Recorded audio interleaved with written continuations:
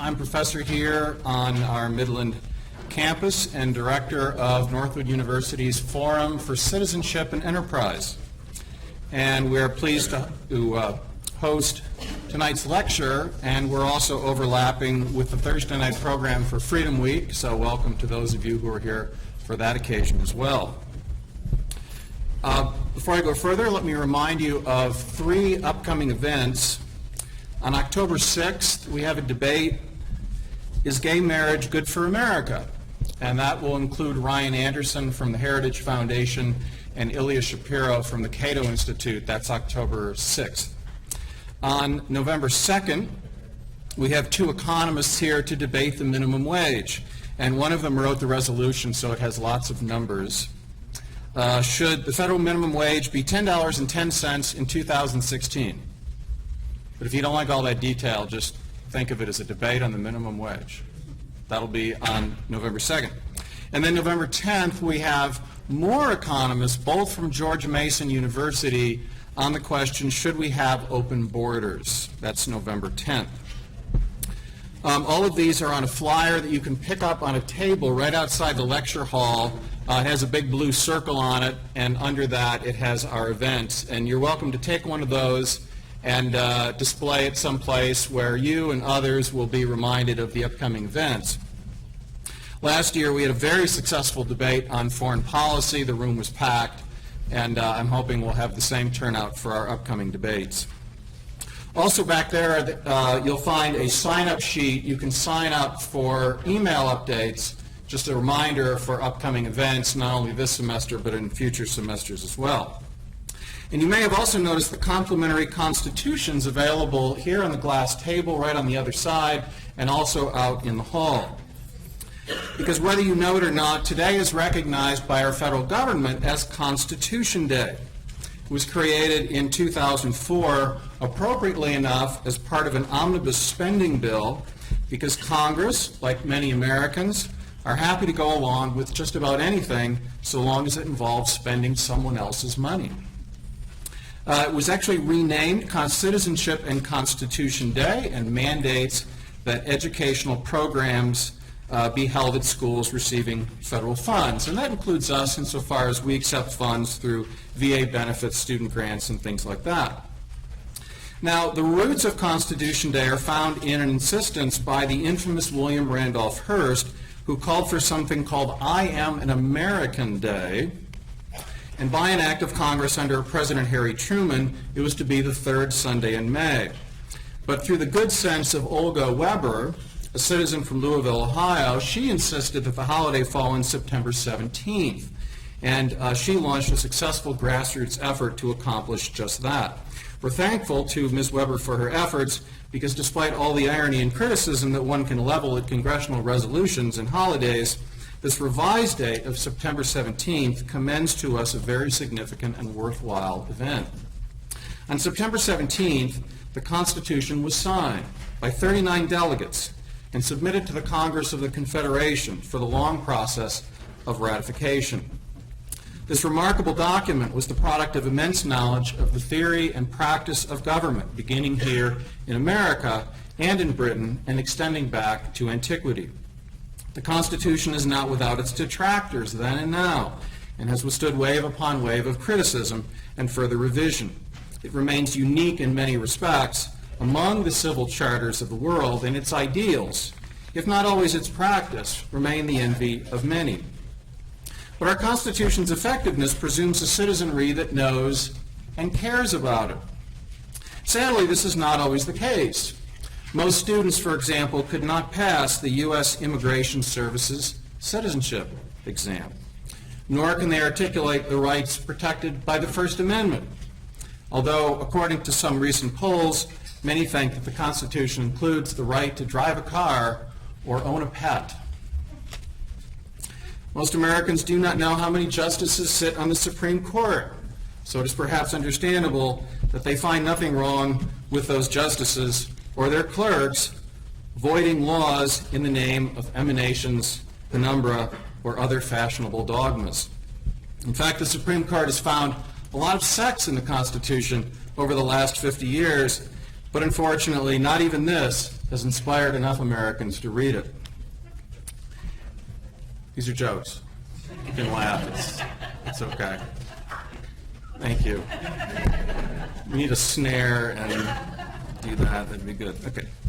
So tonight we're pleased to celebrate Constitution Day and direct our attention to the Constitution, what is behind it, and give some thought to its endurance. And with this, we hope to elevate both our understanding and appreciation of it. And we're pleased to have with us tonight Professor James Caesar. He's the Harry F. Byrd Professor of Politics at the University of Virginia, where he has taught since 1976. He is also director of its program for constitutionalism and democracy, and also a senior fellow at the Hoover Institution. He earned his PhD at Harvard University. Professor Caesar has written several books on American politics and political thought, including Presidential Selection, Liberal Democracy and Political Science, Restructuring America, Nature and History in American Political Development, and Designing Polity.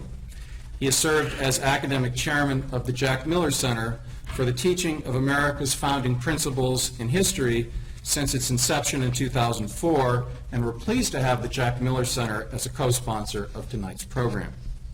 Professor Caesar has also been honored by the United States Army, appointed to a position with the National Archive, been presented with the Jeane Kirkpatrick Prize for Academic Freedom, and in June he was one of 4 winners of the prestigious and lucrative Bradley Prize given to innovative thinkers and practitioners.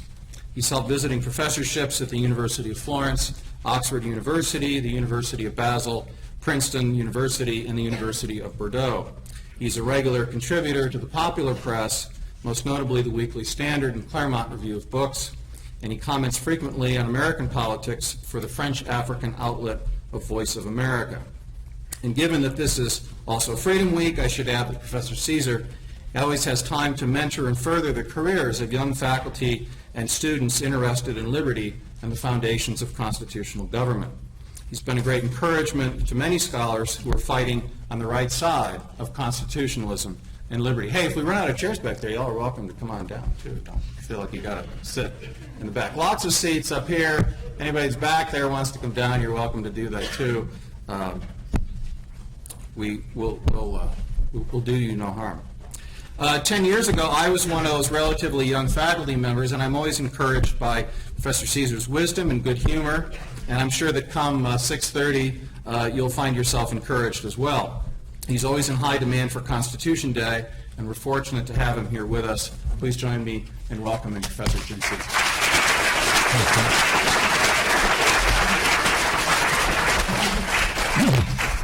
Well, thanks, Glenn, for that very kind introduction. It's nice to be here. First visit to Northwood, but I had a chance. I know the weather's like this all the time here, and had a chance to walk around campus and was struck by that splendid statue of Abraham Lincoln. It's a great piece of work, and good advice to the students. While you ride your horse, you can read, but you shouldn't be reading while you drive a car. But Glenn did mention, importantly, the origin of Constitution Day, which was the day that the work of the convention in Philadelphia was finished, and when they signed the document. That was really more a beginning than an end, because what followed was the period when the Constitution had to be ratified, and who knew if it would be ratified? We look back on events in history and we think that because they happened, they had to have happened. Not so. It was very close and very much in doubt.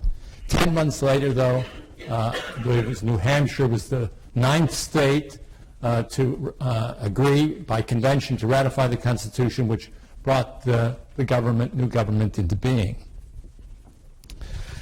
The Constitution would not go into effect, however, until a couple of years later, when we actually had our first president chosen and the government got off the ground.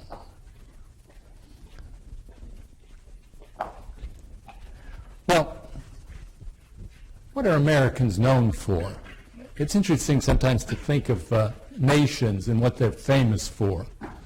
I suppose most would say that Americans are known for technology and applying technology in business. That's what most foreigners would think of when they they think of the United States, this technological and business dynamo that created this great wealthy nation, the inventions of the airplane, manufacture of automobiles here in Michigan, the internet invented by Al Gore, and other innovations, and that truly is important. I'll argue in a second it's something different. But think of other nations and what they are known for. Say, philosophy. What nations are associated with philosophy? Well, you'd think in one short period of time in ancient Greece, you had a group of the greatest philosophers living just within 1 century, Plato and Aristotle and others, all at once. Or in 19th century Germany, where you had the great German thinkers Kant and Hegel. Not as if there aren't philosophers spread out among all other times and places, but you get these concentration and moments of inspiration and innovation. Or art, some of you study art or art history, moments when art seemed to explode in Flanders in the 14th century, then Italy in the Renaissance. Or music, classical music in mid-Europe in the 18th and 19th century, Mozart and Beethoven. And even in our own days, you get competition among people which gets things going, like the Beatles versus the Beach Boys. It's as if genius tends to inspire other genius. Well, I do think that technology and applied technology are very important, of course, to America. But I'd argue that the real source of genius in America, the item that America has given to the world has come in the world of politics. And it all came, or much of it came, in this one moment, a burst of energy between 1775 and, say, 1792. Now, in part, to date that would be from, say, the beginning of the Revolution up through the early Washington administration and the passing of the Bill of Rights. Think of what you had during that period in America. First articulation in a document of the theory of natural rights in politics, the Declaration of Independence. Then, not much realized today, constitution after constitution written in all the states of the United States. These were first and early constitutions. Then the Constitution of the United States in 1787 and the Bill of Rights. All together in this one period where new things were discovered in the realm of politics and applied in the realm of politics. Now, why is this so? Today you're here, and it's nice to say, students, you should study this period. You'll learn a lot, and you will learn a lot about politics from studying this period. Still, it's not an activity that is founding constitutions and establishing governments that you'll probably be engaged in. Yet in that period there, young people, say anyone who of great talents, would normally think that in this next decade, I either have or will be playing some role in political life, maybe engaged in writing a constitution, maybe engaged in criticizing a new form of government, maybe seeking to establish new forms and institutions. The fact that this was being done as a practical activity for this whole period was an inspiration to people of talent to put their wits to it. Somewhat like people get excited in the field of the internet and invention when they have a chance to actually do something. So as important as it is for you to study this and understand it and learn from it, I think it's fair to say that what inspired these people was that, but the chance to actually put these things into effect. And it gave rise to competition among very talented persons.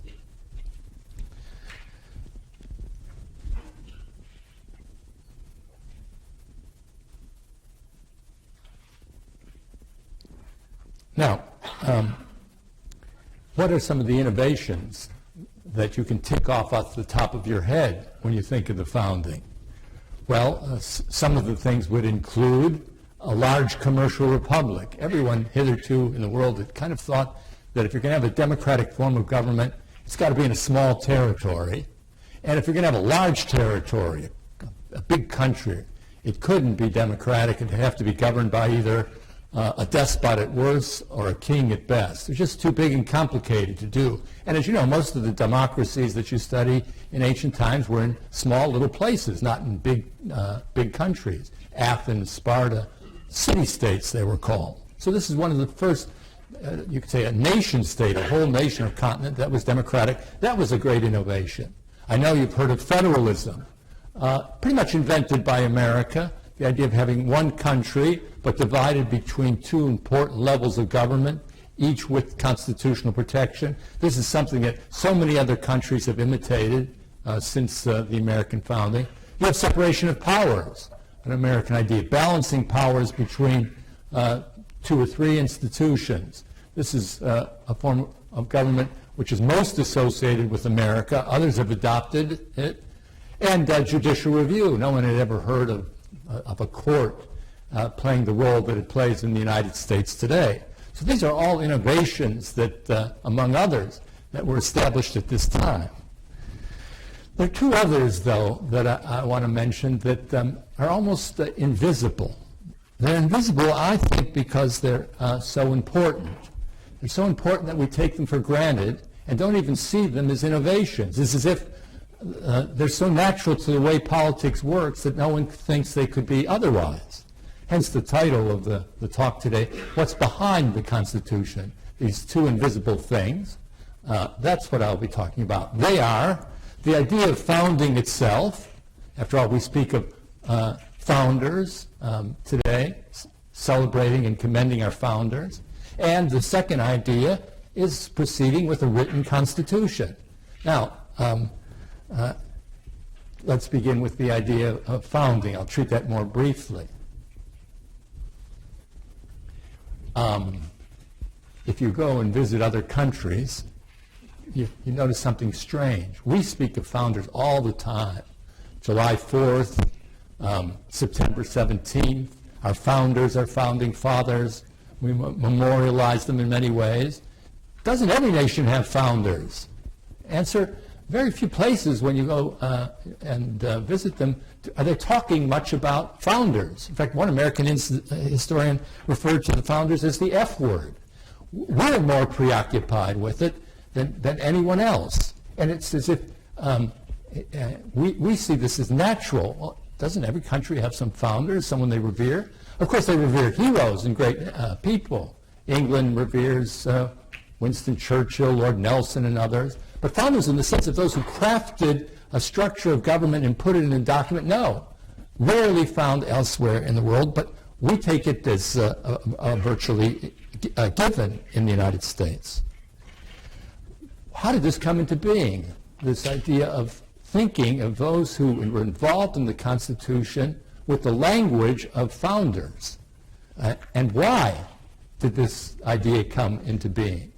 If you look at the period, even in the United States, before the writing of the Constitution, you don't see the word founding and founders appearing much. Of course, they spoke of the heroes of the Revolution, but those who wrote the state constitutions, and every state had a constitution written between the moment of independence from England and the Constitution. Each state had its own constitution.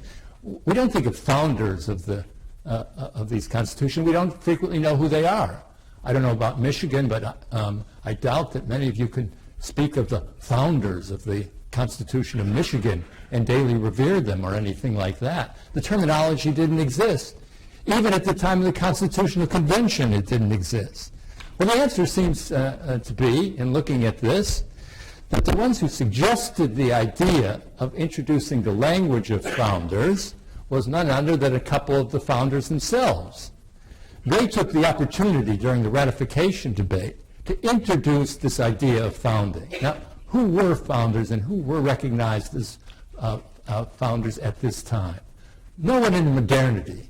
When people thought of founders and the language of founding, this went all the way back to antiquity, to those people who had founded the central regimes of the past, people who had founded Rome, Romulus and Remus, people who had founded Athens, Theseus, people who had founded, this of course is the city-state most interesting to you here in Michigan, people who had founded Sparta, from which Michigan State takes its name, the Spartans, and has that nice statue, Sparty, right outside of in Lansing there. If you don't know who the Spartans are from studying classical history, you certainly know it from the movie 300. The Spartans were the guys with the big abs and spent all their time working out in the gym. and just 300 of them stopped the whole Persian army from conquering Greece. So these were the great men. The founder of Sparta was a fellow named Lycurgus, celebrated in all the literature of antiquity with others as among the greatest lawgivers or founders of all time.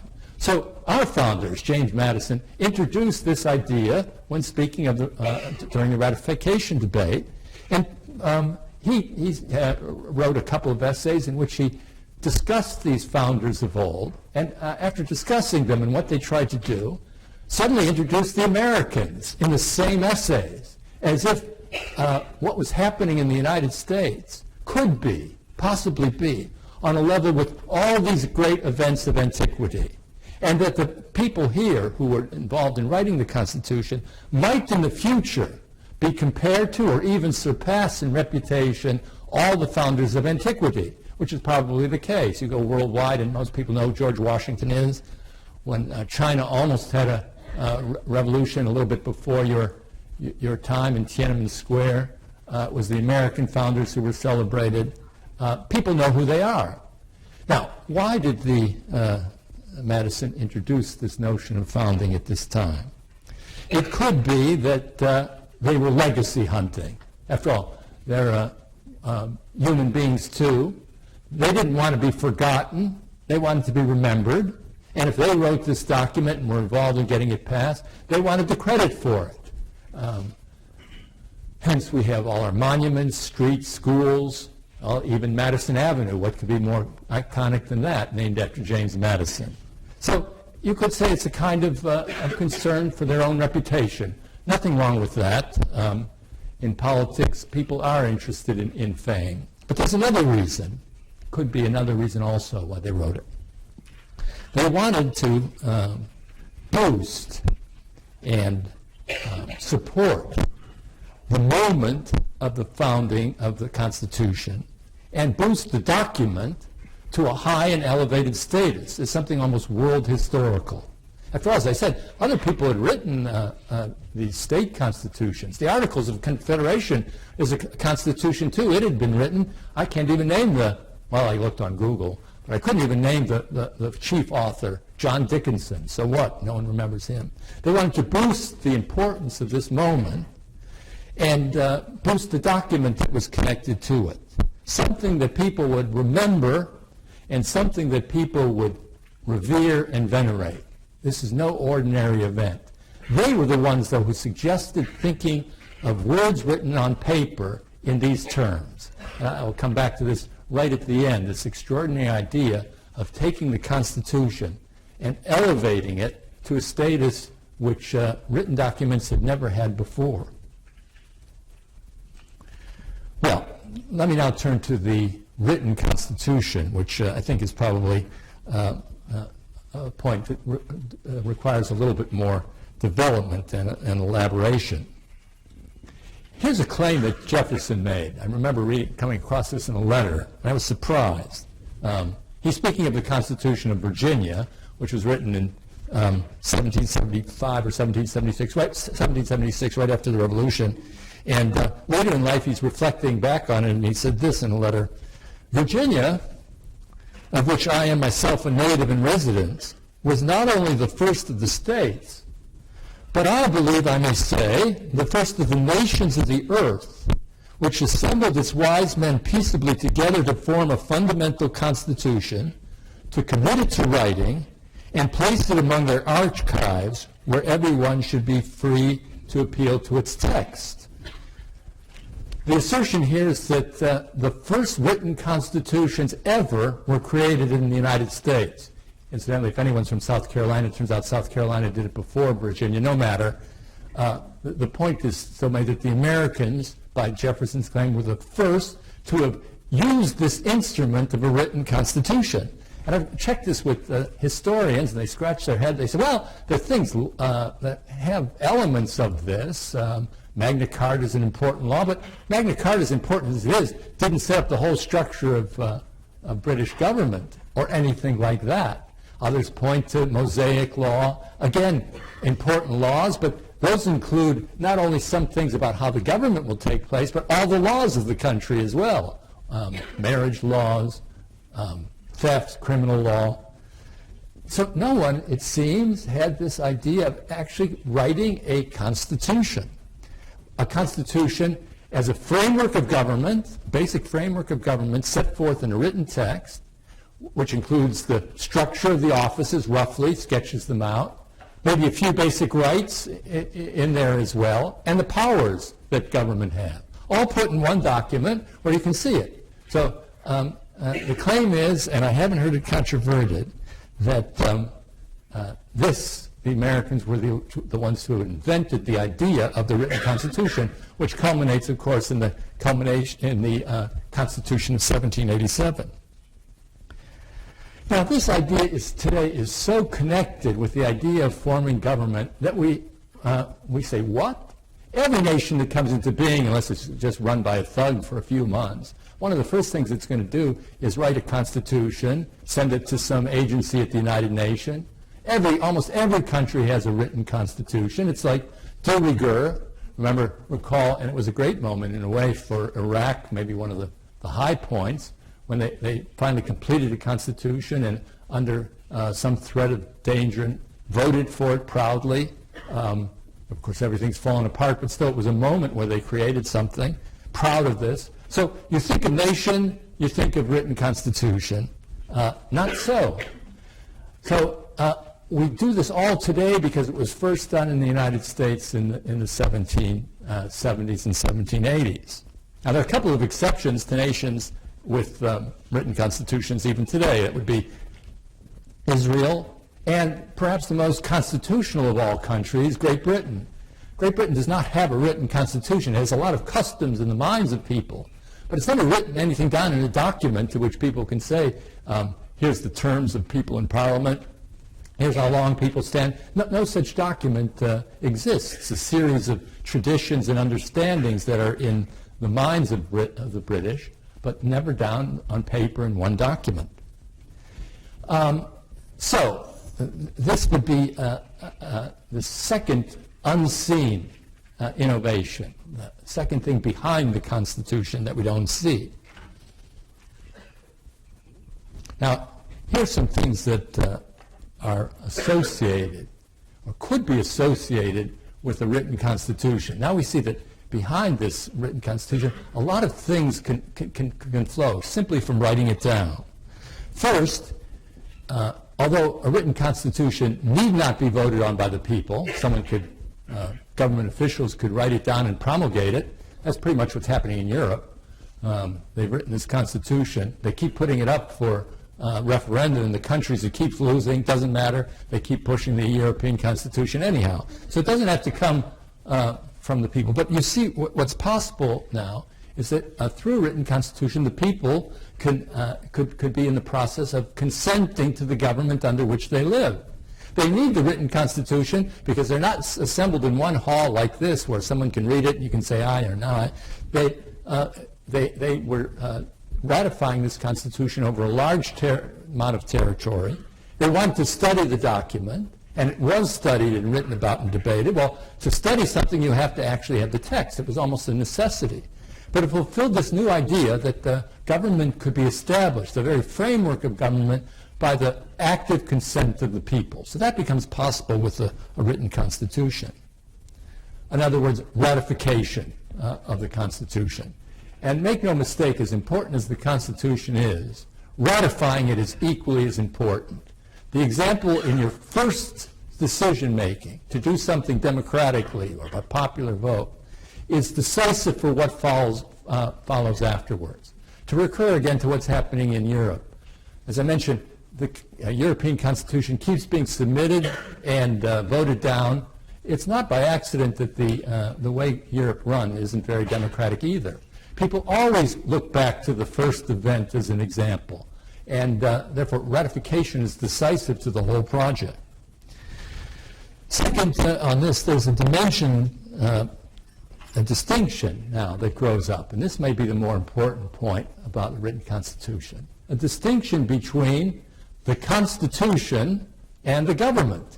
When you speak of the government of the United States, you think of President, Congress, court, everything that's sketched out in the Constitution, but the Constitution isn't per se part of the government. So now you have this distinction between Constitution and government. And which is higher or superior in this idea? The written Constitution is superior to the government, by which I mean anything that any official does has to be in accord with or not disallowed by the Constitution. These most powerful and important people, President of the United States, feted everywhere, except maybe on the stage last night in Simi Valley. But anyhow, the President's a pretty important person. But he has to bend a knee, or is supposed to bend a knee to the Constitution. He's not all-powerful. Anyone in the government of the United States acknowledges their subservience to this thing called the Constitution. The most powerful bend before a law. So what we have in the United States that was set up is two levels of rule. Rule that is embodied in the Constitution, and then the rule of those in government, and government is inferior to the dictates of the Constitution. Now, the question becomes, and I'll get to this in a minute, the question becomes, well, that's a nice theory, but how do we ensure in practice that this thing called the Constitution can maintain its superiority to those in government? I mean, you could just simply dismiss it. We've had tons of written constitutions in the world that are not obeyed at all. They're written, filed in some archive, and then the governors go on and do whatever the heck they want, disregarding everything that's in the Constitution. How do you ensure in practice that the Constitution is active and held superior to the government? But before this point, interesting to raise one other question, because not everyone actually thought that a written Constitution was a very good idea. There were objections to it. And some of these objections endure today. Here's the problem that some people said. It's not wise to try and write down a frame of government for this reason. Even if you write down a good frame of government, the best one that you could put down on paper, the best one that you could think of in general, there are always going to be circumstances in the course of time and events where you're going to have to violate that Constitution and govern in a different way. In every point where there's an emergency, it seems, maybe you can't continue to govern by the methods and means of the Constitution. Maybe that just won't work. Emergencies might require putting all power temporarily into the hands of one person. Or, as they say, in many cases, you get the rule of emergency law in many situations where the ordinary rights are suspended under certain circumstances. So the reason or objection some had to the whole idea of writing the Constitution is that you'll never be able to follow it all the time. And it's not a good idea to put up something on a high pedestal as law and then not follow it, because that'll teach that law itself doesn't have to be followed. Better, people said, to keep the Constitution unwritten, so that when these moments arise where you have to make a change in how the government takes place and how government is conducted, you can just kind of do it, and then when the crisis is over, move back without breaking any law. Think of antiquity if you do study ancient times, and the Romans, for example, would have a dictator in times of crisis. Normally they had the Senate, but at this moment they put all power in one person's hands. It's needed for that moment, and that's the way things are. So this has been a great problem with constitutions around the world. Some people have tried to solve it in this way. They said, well, let's write a constitution, one provision of which, of that constitution, allows the Constitution to be temporarily suspended and all power to be put in the hands of a president or a temporary leader. You have that in the constitutions of India, and you have it in the Constitution of France. So at least you have the procedure. The Constitution has to be suspended, but during the time that it's suspended, all power is in the hands of one office. The legislature can't pass laws. The courts can be overruled. It's a temporary dictatorship. So in a way, it admits this difficulty or problem, that it's very difficult to keep a constitution in effect in all situations.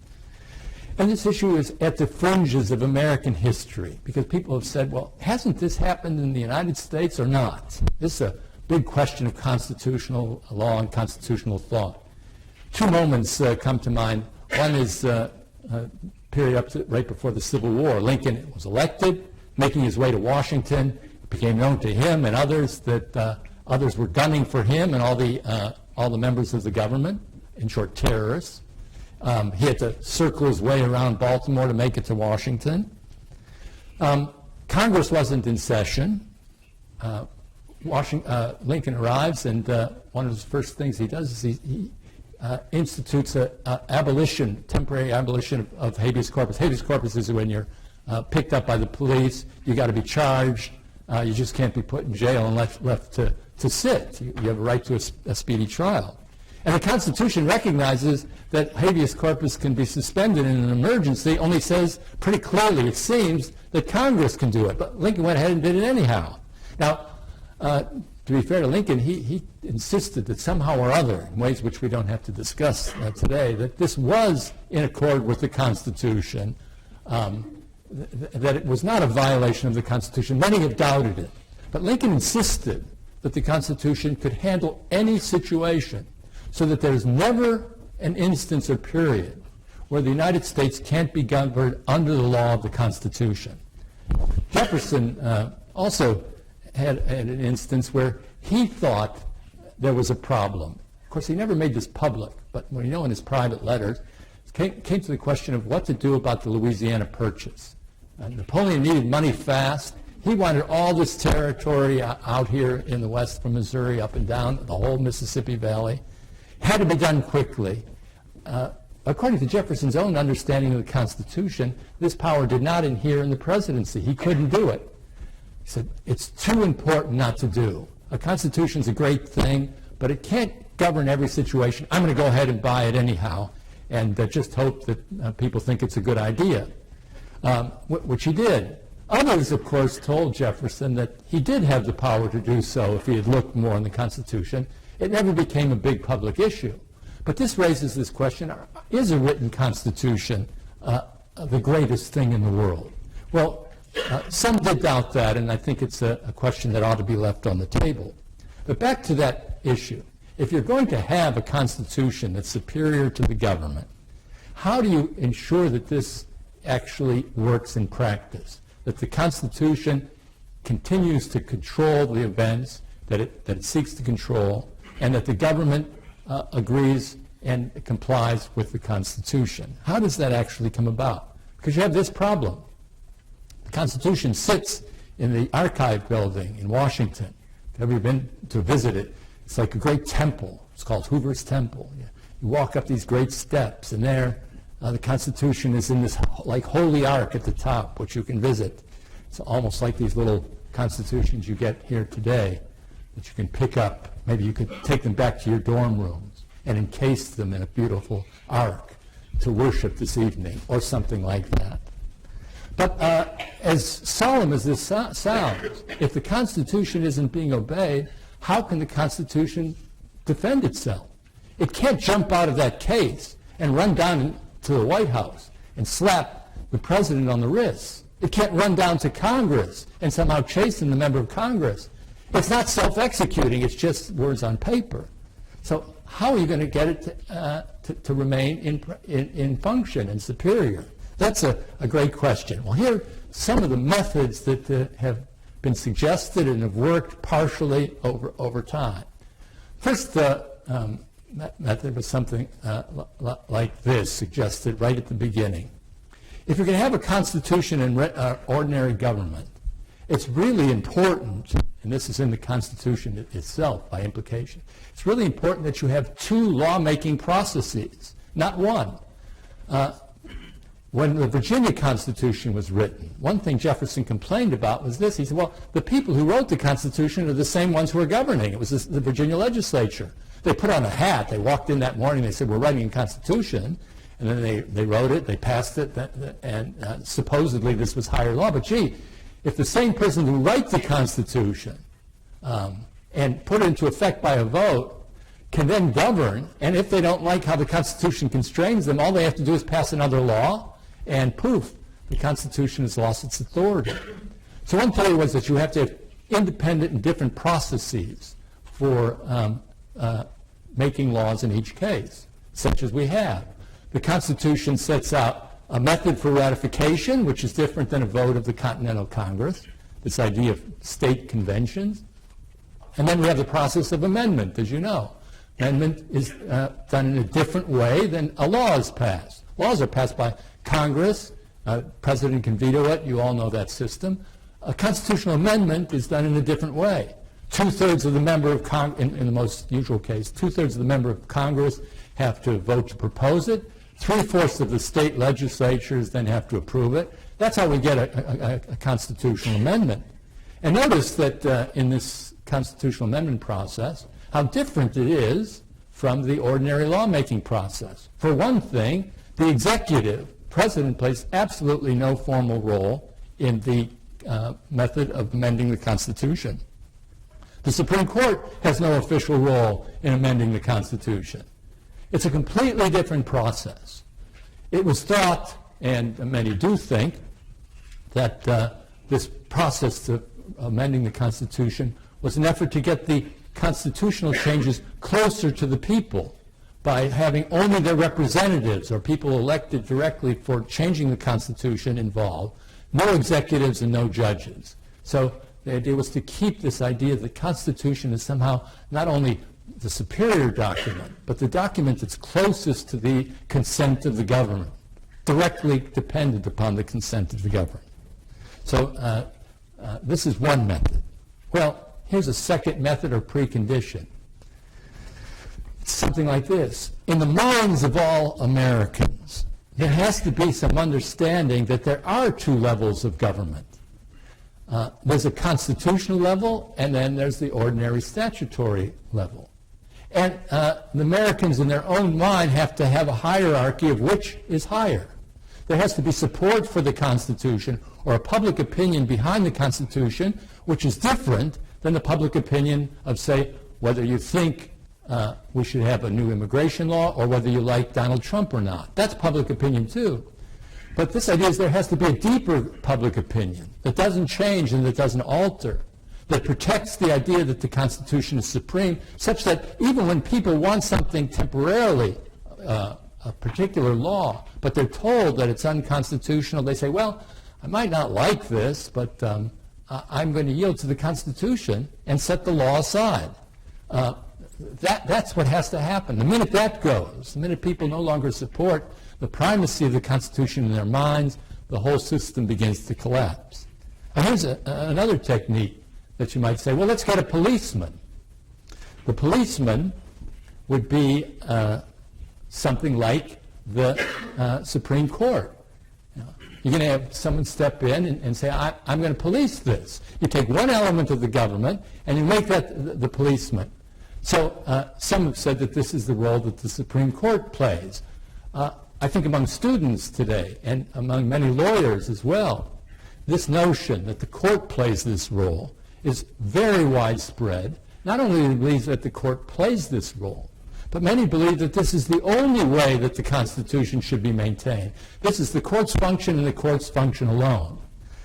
That's a widespread view at law schools. It's maybe not surprising since it makes the lawyers important and the judges important.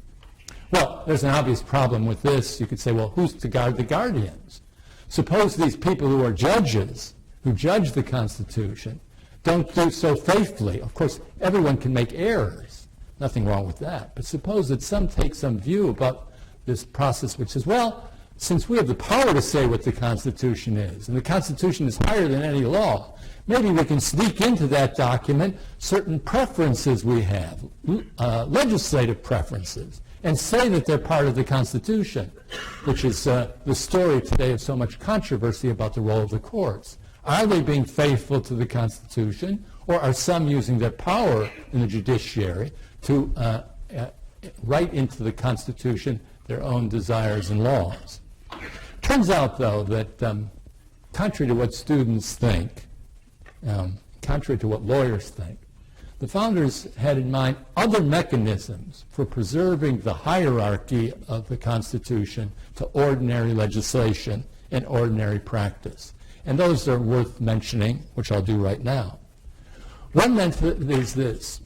build it into the structure of the government itself, that the various institutions of the government, through their own desire to protect their powers, protect the sanctity of the Constitution. In other words, as once said in one favorite phrase, ambition should be made to counteract ambition, meaning the people who are in the legislature should be interested, normally you'd think, in protecting the powers of the legislature.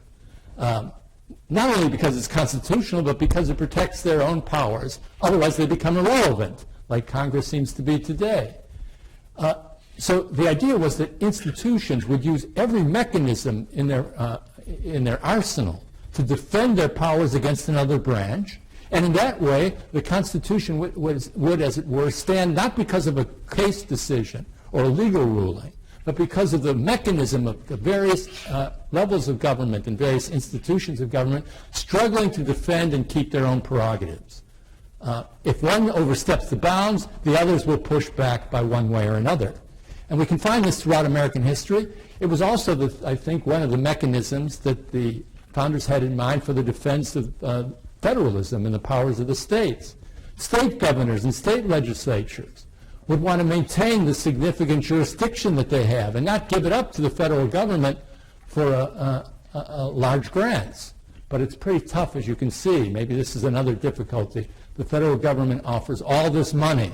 Take the money and just let us write the core of your curriculum. And who's going to say, well, I'm not sure I want to do that. I'll take the money. Powers are eroded, and some question how well this idea of pushing back is working in practice.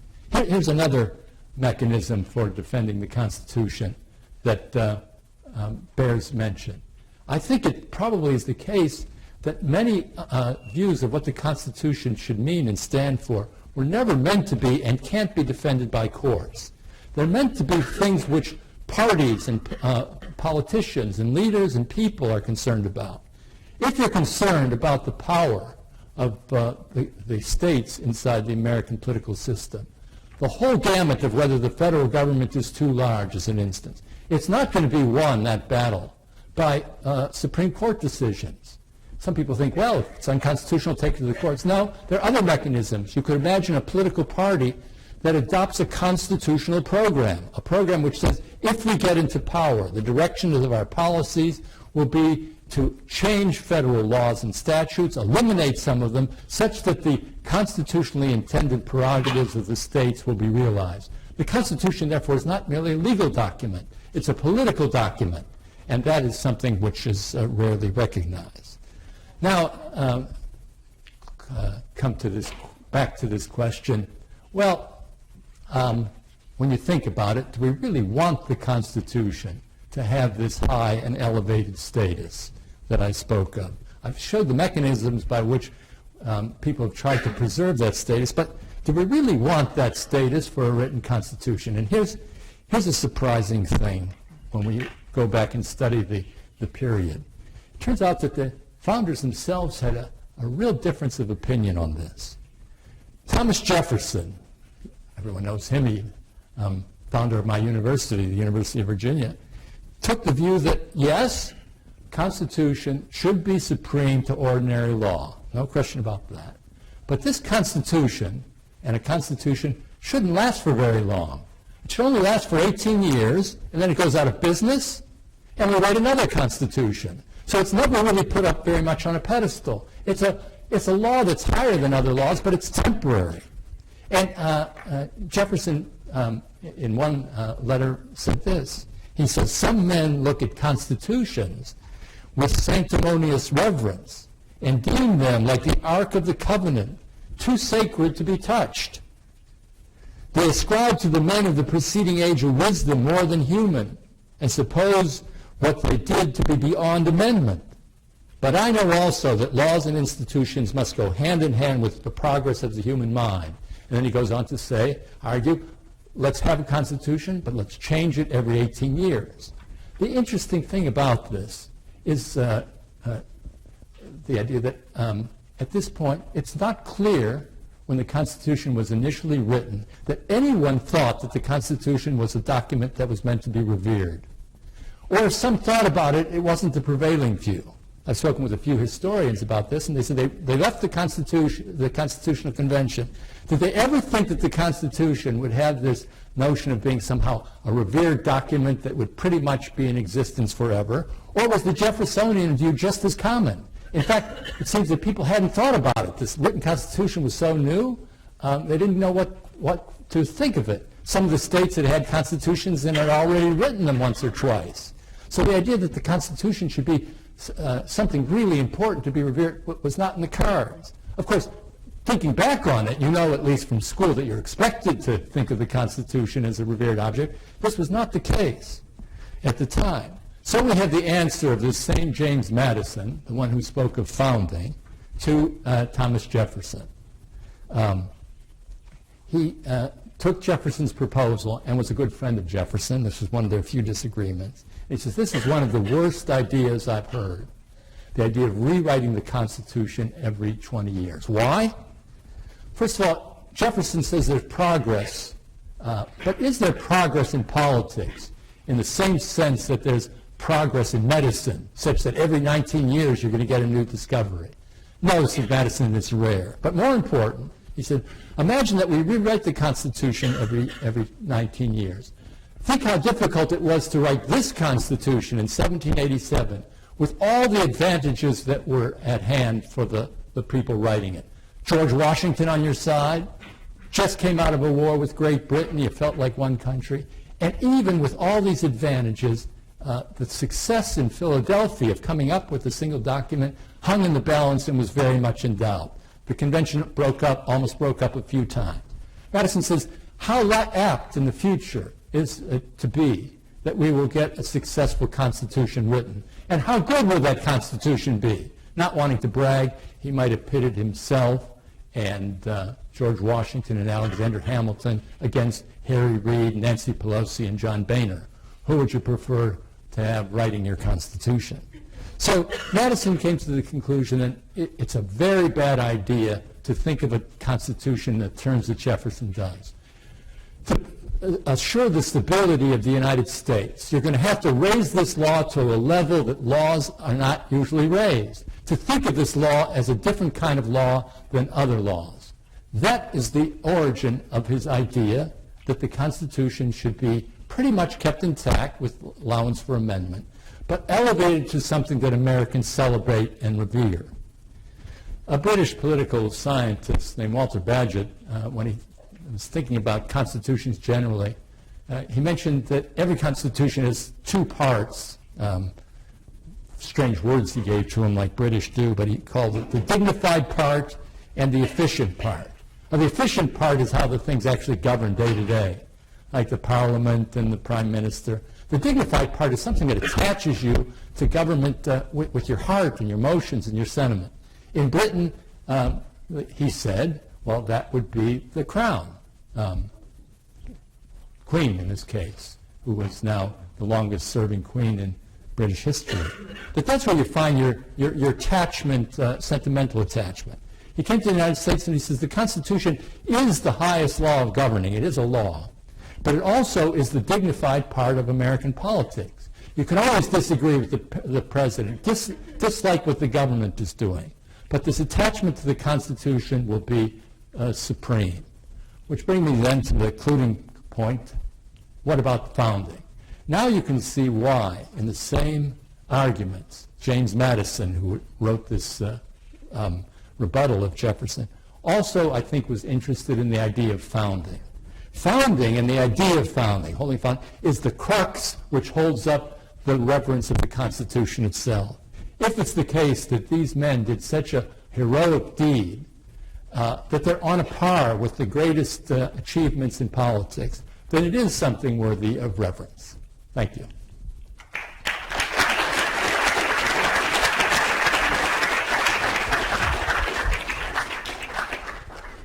So we now have time for questions and answers, and I'm going to grab a microphone. If you want to wait for that, you can just raise your hand and I'll bring in the microphone. But you're also welcome to ask a question from the floor. We have microphones here in the auditorium. They'll pick those up as well.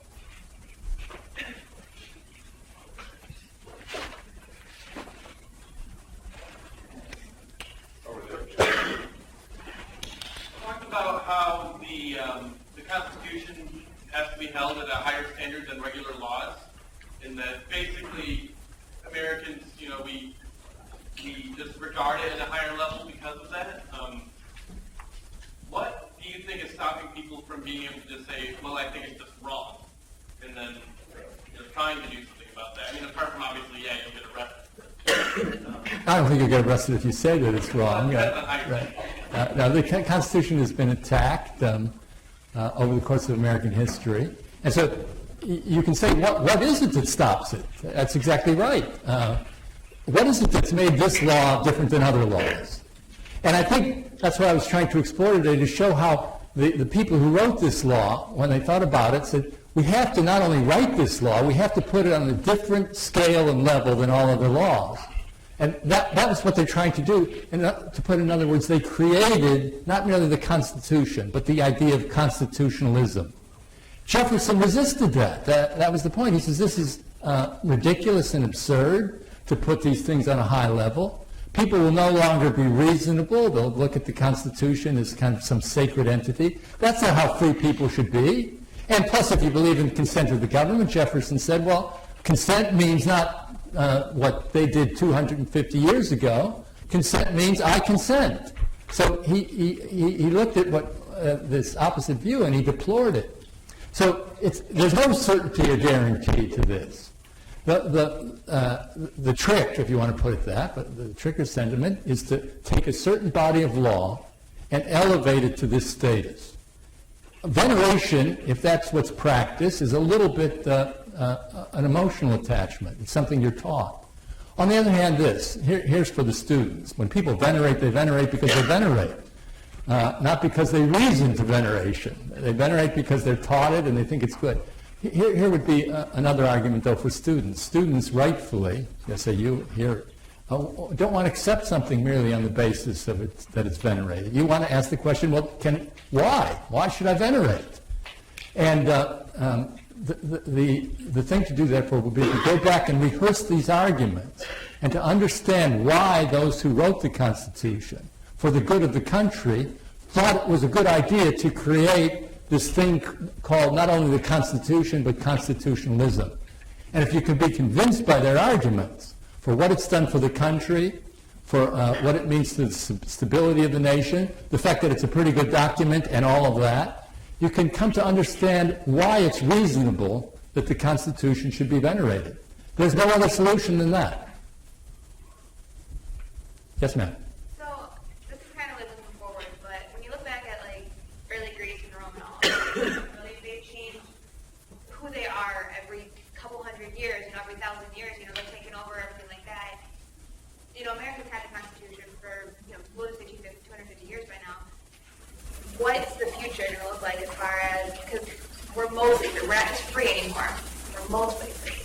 Yeah. So what is the future going to look like as far as that goes? Well, sad to say, probably nothing lasts forever. But let's hope, you could say you want it to last for a long time.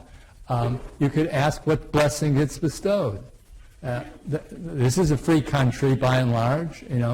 If you're attached to it, this would certainly, the Constitution, be one element. Many argue, I would argue, that this sustains this freedom. There's lots of reasons to try and keep this system. I know there are people who would argue against it. They say it's inefficient. They have their arguments about parts of the Constitution. And remember, you're allowed to amend the Constitution, but keeping it intact is the general principle. So that's all you can do in this system. Nothing can guarantee anything mortal from decaying and ending. Everything's come to an end at some point. But maybe you can hope for your lifetime, the lifetime of your children, your children's children. Keep it alive for a long time. It is the longest existing constitution in the world, written constitution, still in effect. I know it's changed in a lot of ways, but if Madison came back today, he'd pretty much recognize everything except maybe Donald Trump. I don't know, but it found out a little strange. But of course, they wore wigs too, so what difference does it make? So it's a question of keeping something alive. And as I said, there's two ways in which things are kept alive, by people venerating, which is practice, and there's people understanding why you venerate, which is something that I think is the obligation of students to think their way through. Does it deserve and merit this? And if it does, then it's something that you would commit yourself to.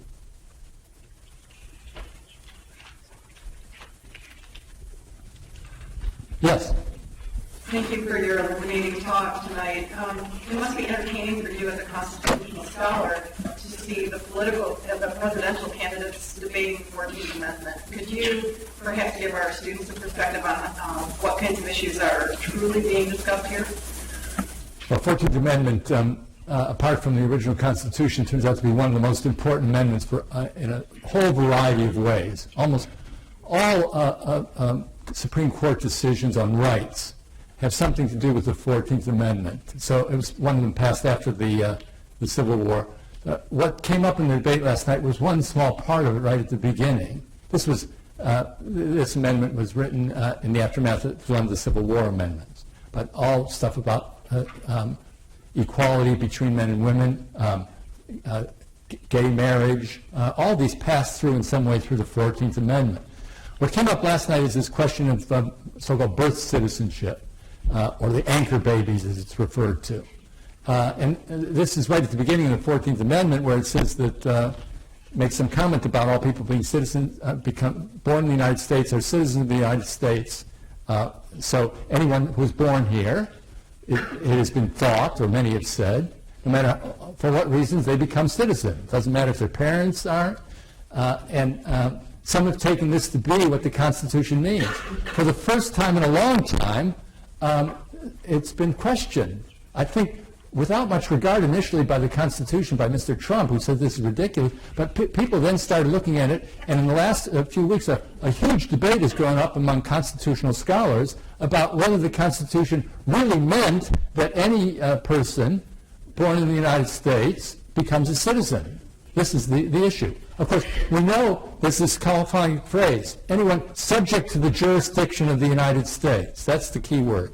Everyone realizes that if someone comes over and they're an ambassador, and they have a kid while they're an ambassador, that child does not become an American citizen. Why? The person isn't subject to the jurisdiction of the United States. So now we've had people who've come over and have green cards.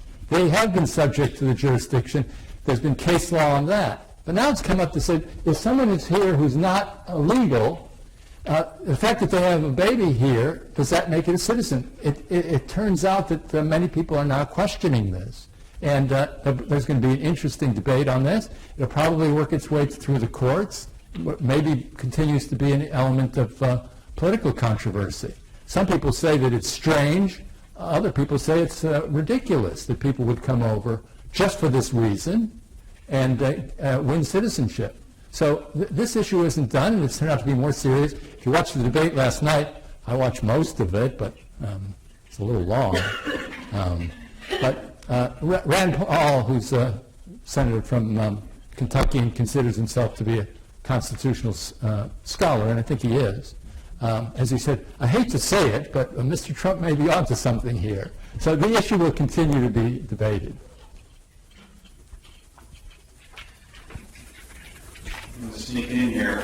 Jim, do you have thoughts on, speaking of presidential candidates and politics, the idea of the Constitution as a weapon that you use against your enemies? You say, my enemy does not properly revere the Constitution, does not follow the Constitution. Is that an indication that constitutionalism is a done deal, and is this salutary for constitutionalism, or do you see this as mostly rhetoric and one more thing in the service of politics?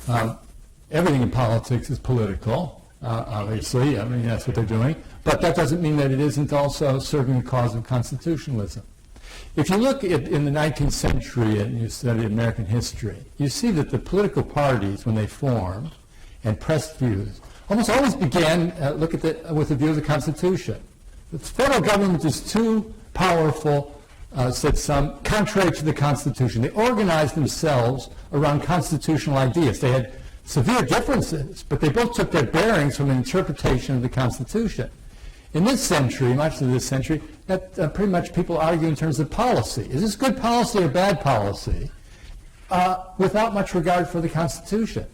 So when someone takes the opportunity to bring the Constitution back in and to make political arguments constitutional, even if they're doing it for political reasons, I think this is a reminder of the importance of the Constitution.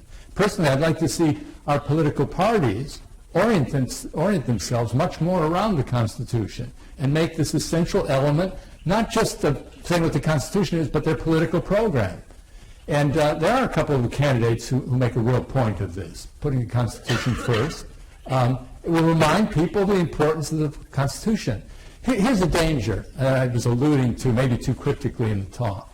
The danger is that the Constitution would become merely something that's played with by lawyers and decided in case law. I have nothing against lawyers in courts. They have an important role in maintaining the Constitution, but they don't have the exclusive role.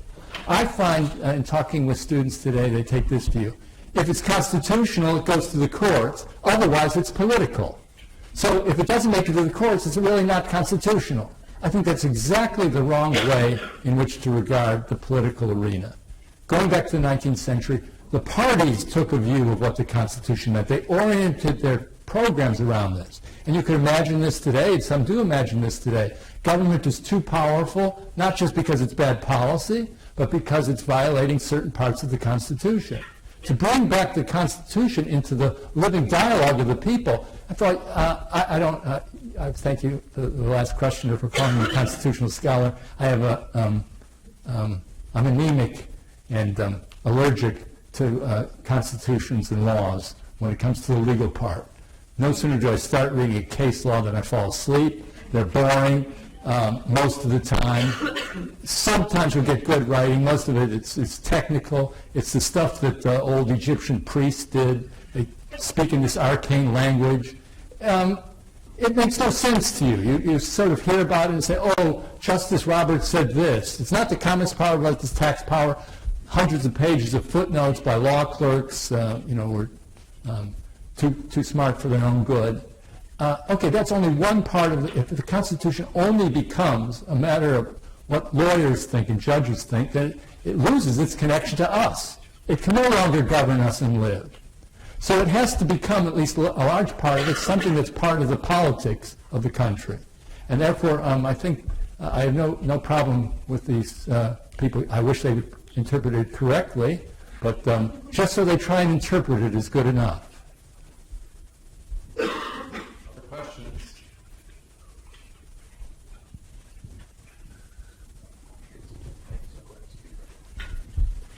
In response to the last 8 years and kind of a growth in progressivism in our nation, do you think there's going to be a growing support for constitutionalism in our country coming up? Well, I don't want to be too partisan, but it's if you go back to the origins, not of the progressive movement in the early 1900s, not to today's progressives, leave them aside, but you go back to the progressives at the early 1900s, people like the ones, John Dewey, Woodrow Wilson, who was a president, he was an important progressive. The fact is that they weren't very keen on the Constitution. They argued that it was fine for the 1780s and the early 1900s, but they openly declared, going back to what that young lady there had asked, they openly declared that the Constitution was dated, and it was time to redo it from top to bottom. So progressivism began, at least originally, as an opponent, or large parts of progressivism, as an opponent of the U.S. Constitution, openly and plainly. This wasn't hidden. They wrote articles and books on this. Woodrow Wilson called for something early before he was running for president, but he called for a transformation to a parliamentary system.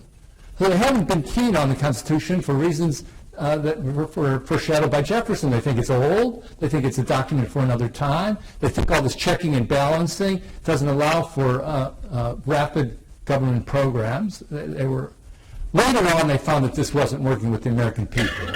And they jumped back on the Constitution, and they invented something called the living Constitution, which means we'll keep the Constitution, but we're going to make it awfully malleable. But at least that's a theory of the Constitution.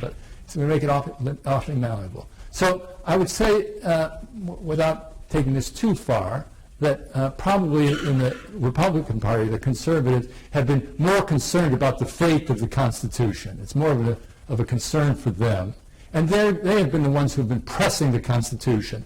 The fundamental movement was this: when the Republicans won the House of Representatives in 2010, the first act that, maybe you recall this, that they made them do was to read the whole Constitution from beginning to end at the beginning of the House of Representatives, the opening of the House of Representatives. And initially, when this was proposed, people laughed. They said, "You can begin and read the whole Constitution? That's ridiculous." People mocked it. Many mocked it, until they found that the American people thought it was a good idea. So it shows, even I think the progressives understand that they have to work within the confines of the Constitution. But I think it is fair to say that people in the Republican Party have talked more about the Constitution and constitutionalism. So September 17th is a more Republican than a progressive day. Any last questions? Well, ladies and gentlemen, join me in thanking Professor